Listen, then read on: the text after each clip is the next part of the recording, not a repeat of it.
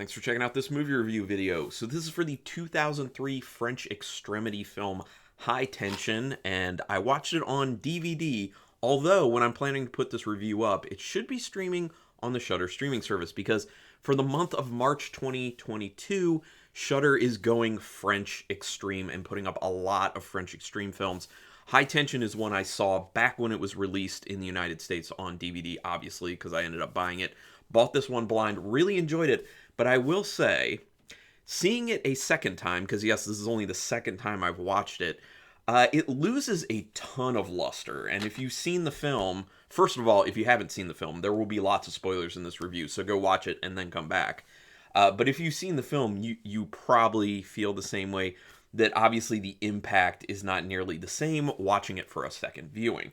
That whole surprise twist at the end changes a lot of the viewing experience. While you watch it initially, it is very tense. I mean, High Tension is a good name for it because it's extremely tense. But when you watch it a second time, when you know what's actually going on, because Marie is like sneaking around trying to get away from this killer, you know that is the killer is the other side of Marie. So like there isn't really any tension because there are really no stakes in that instance. So it was interesting to watch it a second time, but obviously I did not enjoy it nearly as much. So anyway, directed by Alexandre Aja, who also directed the Hills Have Eyes remake, Mirrors, Piranha 3D, Horns, Crawl, and a film coming up called Oxygen, which I would see. I like what Alexandre Aja's done. This film was written by Aja as well as Gregory Lavasseur, who also wrote scripts for Break of Dawn, the Hills Have Eyes remake, P2, which I've heard is pretty good, but I haven't seen, Mirrors, and the Maniac remake, which I've also heard is really good, and I need to get around to, the one with Elijah Wood.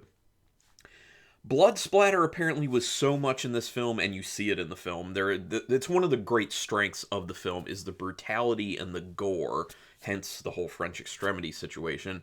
But there was so much blood used that it ended up getting on the camera, so much so that as the camera was used after this film many times, they kept finding blood coming out of crevices and just like caked in different areas. So yeah, tons and tons and tons of blood like you can see in the film. One of my favorite parts, actually my favorite part blood-wise, was the shot in the back of the car, which, by the way, was unintentional.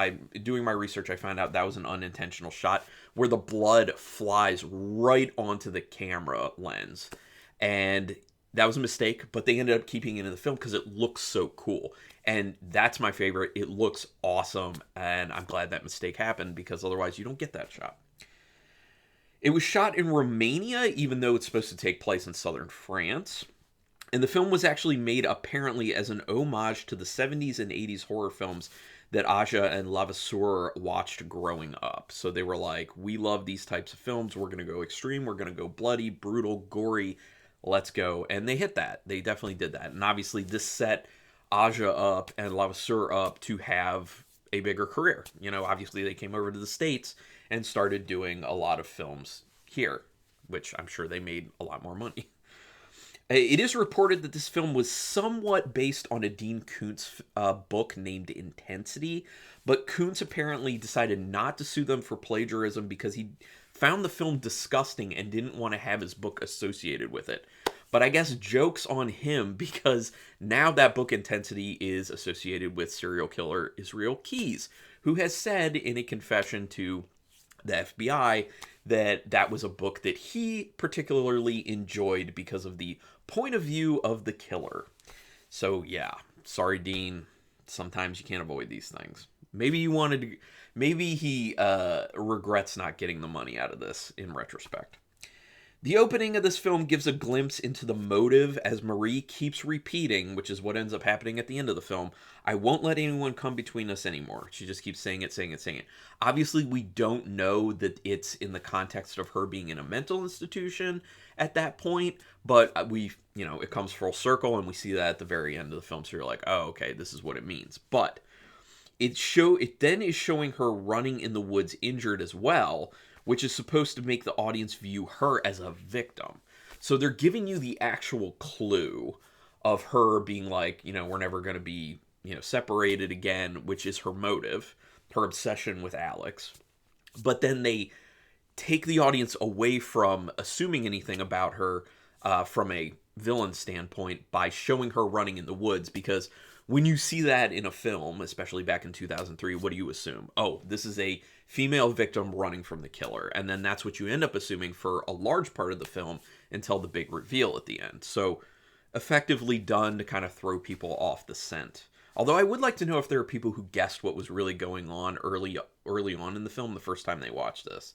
I would guess not. Although, maybe it was in people's minds because Fight Club had already happened. So, kind of a similar twist. Then the dream Marie tells Alex about in the car is that she was chasing herself. Yeah, she was saying that she was being chased through the woods, but she somehow was chasing herself. That is yet another clue when you watch it a second time around to show the duality of what's going on, her kind of split personality of the good Alex versus the evil Alex, and the good Alex is having a nightmare about the evil Alex coming after her. So that's just another clue early on. And you can also see how upset Marie is when she's talking to Alex about Alex's interest in guys. She gets very upset, and that kind of rolled in with the comments about not being, separated anymore in the beginning.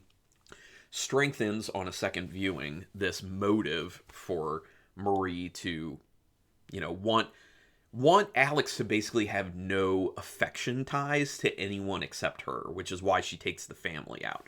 It's partially she snaps, but I think it's also partially she sees the love that Alex has for her family, and she's so possessive and jealous that she's like, that love should only go here. It should only go to me. So I think that's a reason that she kills the family.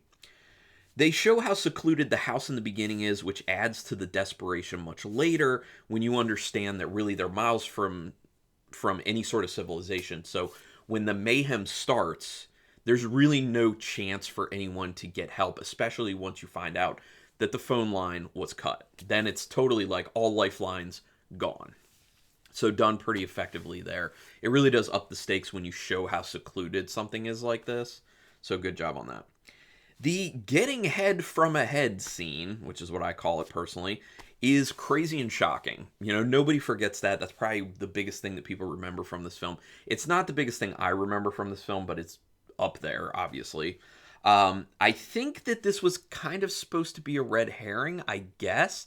In retrospect, I don't know what the actual significance of it is, because is it unconnected? Like, is this an unconnected actual killer who's in the area? Like, that's what doesn't make sense to me, because that scene doesn't make sense from the standpoint of that killer being Marie. So is this just like a red herring that's being thrown out there saying, here's a scene of something that actually happened, and there is this killer out there who, got head from a severed head. And then they roll into the story so that you would just assume that that's then the killer, because you don't see his face. Yes, the truck looks the same, but you don't see his face. So I don't know, but give me your theories. I think maybe it's plot hole, honestly. I kind of do. When the family talks about how secluded they are, they bring up the rednecks being closest to them. Just a bunch of rednecks as like not even being help, but also being a potential threat. This is supposed to connect to the truck that dropped the head out of the window later when the mayhem actually ends up starting. So it's kind of there yet again to plant the seed for the audience to think, it's one of these kind of like rednecks who's in the area, who's the killer, getting you further off the track of the actual killer. The family is painted as so nice and wholesome that it seems even worse when the terrorizing actually starts later, and not even that much later. Like, they're introduced, and then relatively quickly after that, the mayhem ends up starting, which I think is one of the things that people like so much about this film. For the most part, it does have pretty good pacing. The only time I would say the pacing gets pretty bad is during the whole, like, car scene, when Marie's following the truck in the car from the gas station. And like the car games going on, or if you watch the Righteous Gemstones car pranks, that whole thing going on, it just gets too long and drawn out and actually kind of boring, to be honest, especially the second time you're watching it, because you're literally like, this is all just happening in Marie's mind, basically. That just makes it boring. Note that the music turns sinister after Marie says, before she walks out of the house to go have a smoke, "I'm glad I met your family." Then she exits the house. That's when the music turns sinister, right after that moment. That is showing that her exiting the house is the last moment that something good is going to be going on, and when she re-enters the house as the killer, things are getting crazy. But you don't really pick up on that so much the first time around. It's the second time and all the times after that. If it wasn't clear before, Marie watching Alex shower from outside nails that she's romantically interested in her and obsessed with her. Yes, when she's sitting on the swing set and she can see in the window into the bathroom and she's just ogling her nude as she's showering. That's just another way to put some, lurid nudity into the film. Marie's self-gratification scene ties to the getting head from a head scene, I think, which is yet another slight hint. Note the fact that she is gratifying herself just like the guy who dropped the head out of the window was gratifying their self, and it's pretty close together, and I think that's supposed to kind of show the switch over, that was a moment of brutality and killing in the beginning with the head, and now showing that she's gratifying herself is going to show the trigger moment when things start to get crazy, basically. The drawer decapitation scene, that is what I remember most from this film because it's very impressive. I had never seen that in a film. I haven't seen it since, and it's really well done. Just the amount of blood that just keeps coming out and out and out. It's really crazy. And the fact that, first of all, like his head gets pushed between the rungs of the stairs, or of the stair banister. You can feel how painful that is, and the sound design's really good with it. In general, the sound design in this film is really, really well done, especially when it comes to any sort of blood splatter. But yeah, just like the head getting popped off by that drawer, very inventive, very interesting, and then just copious amounts of blood. It's insane. Notice that as the assault happens, it keeps showing Marie in other rooms just looking. Like, that part of her is trapped, experiencing everything, while the killer's side of her is in control. The first time you're watching, you just assume, oh, she's secluded in a different part of the house, like she's hidden, that's what she's going to do, and that's why she keeps sneaking around. But the fact, for the most part, that she doesn't end up running into the killer, or she's always shown just kind of like in some room totally by herself, just kind of like looking, is showing that she's experiencing it, but she's kind of trapped inside herself at that point and distanced from knowing that it's actually her doing it. So it's her consciousness basically being locked away while her subconscious, which is the killer part of her, doing the killing. And then obviously that ends up being unlocked much later. And the reason that she becomes in this fight with the killer himself ends up being the confrontation moment where she maybe starts to get it and kind of get these inklings of like, oh no, like I'm the killer. And then she just like goes in whole hog, just going, okay, well, I'm the killer, so now the killing. The parts with the killer stalking around the house while Marie tries to hide doesn't have the same impact the second time around. Although, like I was saying, the first time around, high tension, just like the title. Very intense, very well done. And this is just definitely one of those films that the first time you see it, it's got great impact. It's a very fun film. It's very good. But yeah, rewatch value, pretty low. Again, nice sound design, specifically with the part where the mother gets her throat slit and all the blood splattering you're seeing going onto the slatted closet here, just like behind me, the slatted closet doors. Yeah, really, really good, as Maria's hiding behind it. Not really. The severed neck as the mother tries to talk. Very gruesome. I mean, obviously the head getting popped off with the drawer, extremely gruesome. But the fact that she's like laying down and you can see the separation, like you can see the fact that the throat has been separated at that point, and she's like trying to like lift her head a little bit and talk, like very gruesome, very disgusting, very well done. They show the killer's obsession with Alex in the scene where he ends up cutting her out of the family photo, which is supposed to kind of mirror the motive of Marie, because at this point we've seen how obsessed Marie is with Alex, and now we're seeing how obsessed the killer is with Alex, and they do a few other things to kind of put that forward, and you don't really see that until you're watching it a second time, and you're just like, Oh, so I'm seeing that the killer's motive and Marie's motive are exactly the same. So there we go. That now it makes sense that it overlaps. During the first watch, it's one hell of a scene when Marie has the knife ready to go in the truck and the killer just slams the door and locks it. The realization that she's stuck and so close to the killer is insanely intense. Obviously, like I said, a second viewing, it has like no impact basically because you're like, she's not even in the back of that truck because she's actually driving it. Like she's the killer at that point. So, but the first time around, very intense. Like she's standing there and she's just like ready to stab. And then all of a sudden he just like closes the door and locks it up. And it's just this moment of like, oh. And then it's like, oh, because now she's stuck and she's so close and she's caged in. So it's like, how is she going to get out of this one? So the first time around, very cool. Is the song playing? Now, I'm not 100% sure about this, but someone can answer in the comments. Is the song playing in the truck at that point the same song that was playing that Marie and Alex were singing to in the beginning of the film? I think it is. And if it is, that is yet another one of these clues to show that the driver is Marie. So very interesting. Why does the gas station clerk end up winking at Marie before he ends up getting killed? By Marie, we find out. This makes no sense if she's the killer because of the positioning in the store. Like they show her on the floor like to his side and he turns his head to that side and winks at her. He would not do that if she wasn't physically there.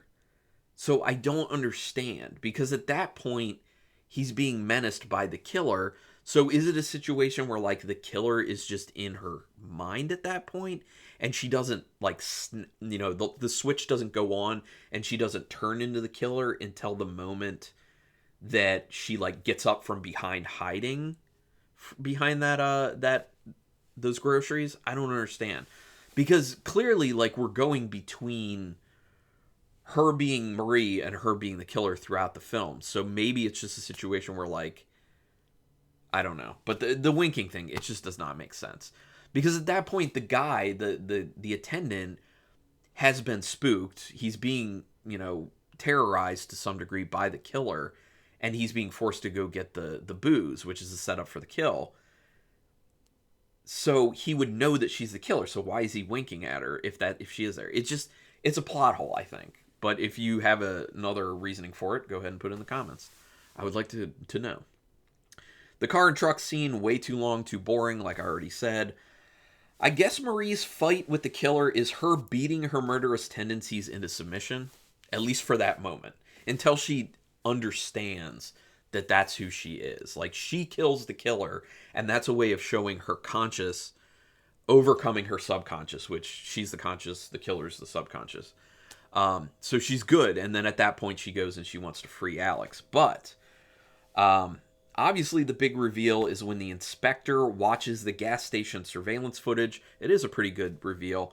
This also preps the audience to feel differently about the scene between Marie and Alex that happens right after that, where she's going up and she's like, I'm going to save you, I'm going to save you. Because if they didn't show that footage first, you would think, oh, okay, she's untying Alex, happily ever after, they're going to get away and all that. But the fact that you've seen the footage at this point and you're like, oh no, she's the person, she's the killer, then you're like, oh, this is weird then, because she's acting like she's saving her, but then you're aware of the fact that Alex knows that Marie is the killer, which then makes sense why all the times in the film when Alex is trying to like help her and console her, she's not doing that. Like, Alex has no sort of like consoled or hopeful reaction to that. So that starts to make more sense, and you're just like, oh, because she's the killer and she knows she's the killer. And then on a second view, it just makes you view all those moments when Alex is like trying to be nice and trying to help as like particularly tormenting for Alex. So it does give it a different aspect that's interesting. Wouldn't Alex have stabbed Marie immediately when she was untied? That is a plot hole that I really don't get. That's something that makes no sense, because at this point it's established now that Alex knows that Marie's the killer, correct? So she had a knife, she eventually ends up stabbing her. Why wouldn't she have stabbed her immediately after she's untied? Because she knows she's a danger. And she doesn't even, like, consider going away with her or, like, reconciling things at all, which, you know, obviously, why would you blame her for that? Like, I wouldn't. Nobody would. But it just doesn't make sense. I think she would have stabbed her immediately. And I think that's a plot hole. The intercutting between Marie and the killer while chasing Alex, I think, is a bit too heavy-handed. I don't really think we needed that. I think at that point you should have just switched fully over to Marie and just have her do all that stuff with the that I don't know what that saw is called specifically. I'm just gonna call it a circular saw. I know that's different, but it has a circular blade, so I'm just gonna call it that for now. Which is a cool weapon. The shot of the blood flying in the camera in the back of the seat, already talked about that. Love it, love it, love it. And in the end, you hear the words repeated from the beginning of the film. Like I already talked about, bringing everything full circle. You got that little teaser in the beginning. Now you know what the teaser was all about. Now we're back where we started. So you got all your answers. You can consistently see with Alex's character that she never acts like she's comforted by Marie once all the craziness ends up starting. Yes, I already talked about that. And also note there are a few times that Marie is shown with a mirror. So there are two of her. And this is kind of a clue to showing the split that she's having of the conscious and subconscious. Good Marie, bad killer. But just notice if on another viewing, how many mirrors end up showing up in this and how many times you're seeing her reflection in that mirror. Because there literally in those moments are two Maries. And that's what the whole film is about. There are two sides of Marie in this film. Note there... Oh, I literally just read that. My bad.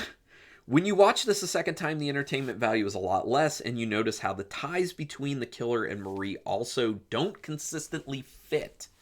Like I've talked about a few times. Yeah, they just don't. Like...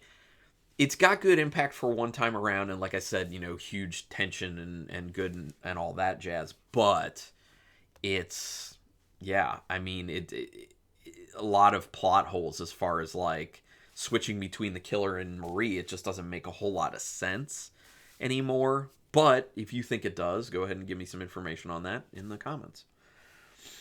The last thing I have to say about this is this film is currently problematic. I mean, nowadays it is, but this is one of those things where when watching older films, you always have to consider what the social climate was and what was acceptable back when they were made. But now it's kind of problematic because much like a lot of older films, it seems to equate being gay with being mentally ill, or at least not, or at least being more prone to being mentally ill if you are gay. This is actually something that showed up in films and horror films a lot with people who are gay in history, and I'm glad that we've been getting away from that for the most part. I mean, you know, we obviously have a very much further way to go with like actually having gay characters who aren't like stock characters or like comedy relief or something, like just having like normal characters in a film who happen to be gay. Like there are some of those examples, but there should be more just because that's normal. Like it should be normal. But anyway, yeah, so it's that problem. But out of 5 stars with half stars in play, I'm going to still give this a 3.5 star rating. I think it's a pretty solid film, like I said, especially on the first viewing. But I would love to hear other people's opinions on it, so go ahead and put it down in the comments. Love it, hate it, in between, let me know. But don't just say, I love it, I hate it. Give me a reasoning. You know, tell me what you like about it, what you don't like about it, and then we can talk about that. But also, if you just want to talk about like French extremity films and French extremity films you think I should definitely review, I am planning on doing some more when Shudder drops them, and actually might do 1 or 2 more before that so I can drop them in the same month, because I also own Martyrs and I own Frontiers, which are going to be dropped on Shudder. But yeah, but anyway, comments, go ahead. Do me a quick favor though, hit subscribe if you haven't already. If you have, thank you. If you haven't, literally that's the best way to repay me, because I don't make money doing this at this point. I'm just putting the content out there for free, and you can keep me motivated by subscribing. That really motivates me. It is quick, it is painless, it costs you no money, and it makes me happy. So I would appreciate that. Also hit the notification bell button, because then you'll know when I'm putting up new videos, which I'm doing at least for a week, which I think is a good amount. But regardless, thank you very much for taking your time to check this video out. And until next time, keep it brutal.